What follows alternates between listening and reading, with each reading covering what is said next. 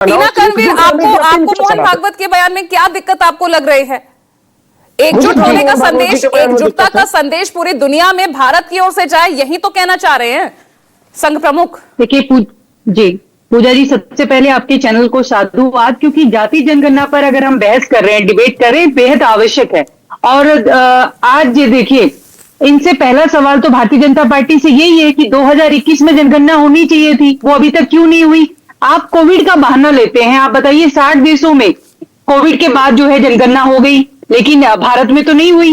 ये फिर हम ये समझे कि ये जो जाति जनगणना भी, ये भी एक जुमला और झांसा ही है, क्योंकि एक तरफ तो कह रहे हैं कि साहब हिंदू राष्ट्र बनाना चाहते हैं, एक तरफ कहते हैं कि ये फंस गए हैं अभी साफ तौर पर। हालांकि हम ये बार बार कहेंगे कि जो जाति जनगणना की घोषणा भी हुई है, ये बहुत ही बड़े लंबे संघर्ष के बाद, क्योंकि इसके लिए हम राहुल जी, अखिलेश यादव, तेजस्वी यादव, इंडिया अलायंस के समस्त नेताओं का आभार व्यक्त करना चाहते हैं कि उन लोगों की एक लंबी लड़ाई है, और सामाजिक कार्यकर्ताओं की, अम्बेडकरवादियों की एक लंबी लड़ाई है, जिसके बाद भारतीय जनता पार्टी को ये घोषणा करना पड़ा। लेकिन आज तक ये डेडलाइन तो नहीं बता पाए हैं कि कब करवाएंगे, ये बस सिर्फ वाहवाही लूटेंगे। आप बताइए कि जिस तरीके से पहलगाम में पूरा देश इंतजार कर रहा था कि कोई कड़ा फैसला लिया जाएगा, तो अचानक से इनका हृदय परिवर्तन होता है और जाति जनगणना की बात करते हैं। यही वो लोग हैं जो जाति जनगणना के लिए क्या कहते थे, ये तो अर्बन नक्सल है, जाति जनगणना तो पाप है, और अगर जाति जनगणना की बात करेंगे तो इन किनारों का क्या होगा, एक है तो सेफ है, बटेंगे तो कटेंगे। हालांकि इन्होंने प्रवक्ताओं को बताया नहीं कि इसका अर्थ क्या है, डेफिनेशन नहीं बताकर भेजते हैं ये लोग अपने प्रवक्ताओं को कि क्या बोलना है जाकर।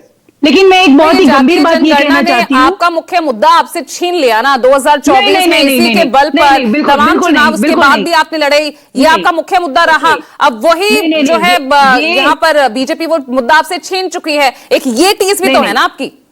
ये नैरेटिव तो नोएडा मीडिया ने बनाया कि ये जो इंडिया अलायंस से एक मुद्दा छीन लिया, राहुल जी से मुद्दा छीन लिया। मुद्दा नहीं छीना है साहब, क्योंकि आपने तो ये फर्स्ट स्टेप है। ये तो आप बताइए कि जो प्राइवेट क्षेत्रों में आरक्षण देंगे कि नहीं देंगे, अभी तो ये पहला कदम है। ये तो इन्होंने सिर्फ घोषणा की है, और हम इस बात में भी आश्वस्त नहीं है कि इन्होंने जो कह दिया वो कर दिया, क्योंकि विमेन रिजर्वेशन बिल क्या भूले हैं, नारी वंदन बिल पर स्पेशल सेशन बुलाया गया, ठीक है मनीष कुमार जवाब दीजिए भाई। ऐसे फैसले, ऐसे ऐलान तो पहले भी किए गए, नारी वंदन विधेयक को लेकर भी ऐलान किया गया, कहां अब तक वो आरक्षण लागू हुआ?